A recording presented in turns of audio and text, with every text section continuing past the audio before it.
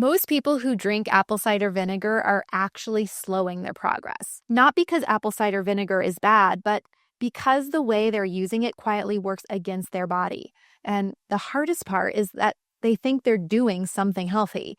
If you've ever forced down apple cider vinegar, chased it with water, and wondered why nothing really changed, today's episode is for you. If this is the first time you're listening, I'm Dr. Ashley. I'm a PhD nutritionist and a registered dietitian, and my work focuses on helping people understand how the body actually responds to food, supplements, and daily habits. Now, today we are talking about the truth behind apple cider vinegar, what it can do, what it can't do, and the mistakes that quietly keep people stuck. Hey, really quickly, if you're interested in hydrating yourself optimally and want to do it in an efficient and effective way, I created an Electrolyte Plus mix just for that. It's called Dr. Ashley's Electrolyte Plus, creative, I know, and it's crafted with essential electrolytes, vitamins, and minerals for maximum absorption. With patented forms of zinc and vitamin C, it supports immune and adrenal function. Plus, chromium picolinate regulates healthy blood sugar levels while helping to curb those cravings. Say goodbye to headaches and fatigue. Visit drashleywellness.com and use code Ashley10 for 10% off your first purchase or 20% off your first subscription order with free shipping. Plus, enjoy 30-day money-back guarantee. Now, back to the episode. Apple cider vinegar can support blood sugar balance, digestion, and cravings, but only when it is used in a way your body recognizes as safe and supportive. Let's get a bit more sciencey here. Apple cider vinegar works primarily because of acetic acid. Acetic acid can improve insulin sensitivity, can slow glucose spikes after meals, and help signal fullness. This is why some people notice fewer cravings, and that's why blood sugar readings can look smoother when using apple cider vinegar. And that's also why sometimes it gets labeled as a fat-burning tool. But acetic acid is still an acid, and your body is very specific about how and when and how much acid it can actually use. When that balance is off, the same tool that could help starts creating stress instead, which we don't want, right? Your body wants to feel safe and supportive in order to be able to release this fat that's stored on our frame. Okay, let's get into the common mistakes. Number 1, using the wrong kind. If your apple cider vinegar looks crystal clear, it's already lost most of its nutritional value. Real apple cider vinegar is cloudy. It's kind of like a yellowy, rusty color. It contains what's called the mother, which is a natural mix of enzymes, organic acid, and beneficial compounds formed during fermentation. When vinegar is filtered and pasteurized to look pretty and clear like water, those compounds are removed. And what you're left with is acidic apple-flavored liquid. Maybe it's not even apple-flavored, but it tastes really strong, but your metabolism barely notices it. If you're going to use apple cider vinegar, you want to get the kind that is raw, unfiltered, and unpasteurized. Otherwise, you're just going to be drinking acid without the main benefits. Mistake number 2 is taking it like a shot. This is incredibly common, right? People assume that stronger equals better, more pain, no gain.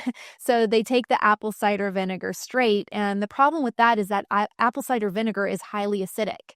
It's similar in acidity to stomach acid, so when you take it undiluted, it can damage tooth enamel, it can irritate your throat, and it can inflame your stomach lining. Inflammation does not improve metabolism. Diluting the apple cider vinegar does not weaken it, it actually makes it usable. 1 to 2 tablespoons in a full glass of water allows your body to process the acetic acid without triggering stress or irritation. Mistake number 3, brushing your teeth right after. This one surprises almost everyone, but after drinking apple cider vinegar, your enamel temporarily softens. For about 30 minutes, it's going to be easier to infiltrate through the enamel. If you brush during that window, you're going to be more likely to scrape away the protective surface of your teeth, which you do not want. Enamel does not grow back. The better approach is simple, though. Rinse your mouth with plain water and wait at least 30 minutes before brushing your teeth. Your saliva will naturally neutralize the acid and re-harden the enamel. Mistake number 4 is thinking that more is better. More acid does not equal more benefit. Once you pass the point your body can comfortably use, you create irritation instead of adaptation. Symptoms like burning, nausea, bloating, or stomach discomfort are signs that you have crossed that line. For most people, about 1 to 2 tablespoons per day is enough, maybe a tablespoon before each big meal that you consume, making sure that you consume it always diluted and be intentional toward your use of it. Beyond that, you are no longer supporting your metabolism, you're just stressing your digestion. Mistake number 5 is using it with an already irritated gut. Now, apple cider vinegar can support digestion, but only when the gut lining is intact. I remember we were trying to help my son with his digestion. It was just all messed up, and one practitioner suggested that we give him apple cider vinegar capsules because he just couldn't handle the taste, and it wrecked his digestion even more.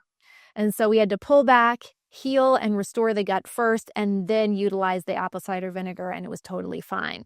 So if you are dealing with active ulcers, severe reflux, chronic gut inflammation, sensitivities, adding acid can feel like pouring salt on a wound. Now, a mildly sluggish stomach often benefits from more acidity. I mean, everybody is different. Gut health is tricky. But an inflamed stomach usually does not benefit from more acid. So if you notice more burning, pain, nausea after using apple cider vinegar, kind of like my son did, that is your signal to pause, right? Healing comes first. Support the gut lining, calm the inflammation, restore balance. Those things have to happen before introducing more acidic tools. All right. Number 6, sipping it all day long. Every sip restarts acid exposure.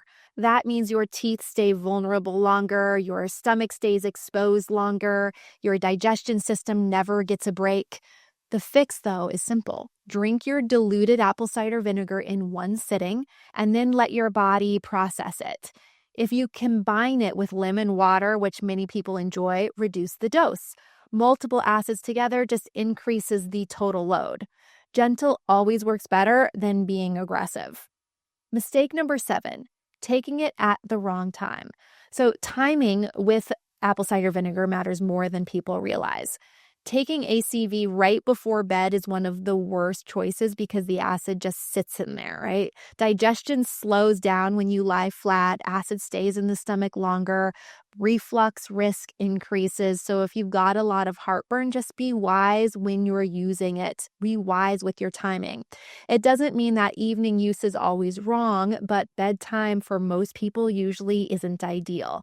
The best timing depends on your blood sugar patterns, your meal structure, and goals. This is where personalization matters, and for most people, consuming it before a meal makes the most positive impact. Remember that apple cider vinegar is not a metabolic solution, it's a metabolic support. It can't override poor blood sugar regulation, it can't compensate for chronic stress, it can't fix insulin resistance on its own. So if you feel like you're relying on apple cider vinegar to do all the work, you're going to always be disappointed.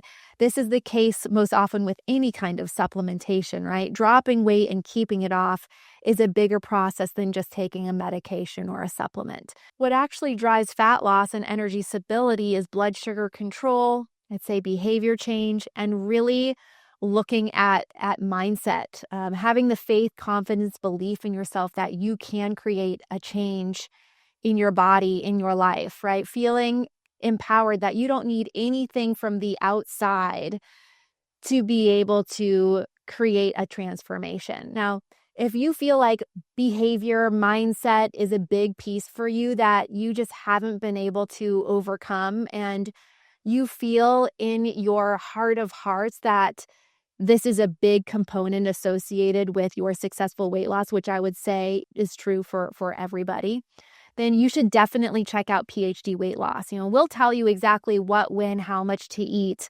We will take out all of the guesswork around how to successfully drop weight and keep it off. And it's a lot of fun. Our clients have great success.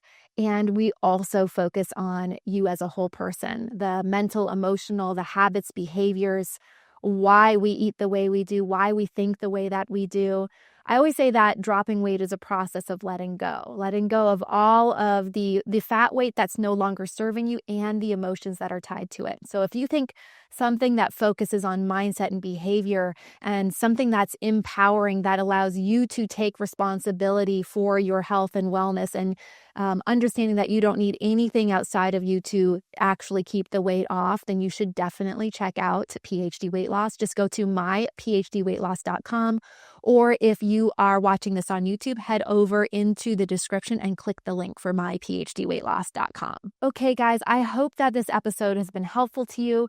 If it has helped you to see apple cider vinegar differently, share it with someone who is forcing it down every morning, hoping for a change. And remember, you got to step up to make the change. Lead with your heart, train your mind, and do not negotiate with your body. I'll see you next time.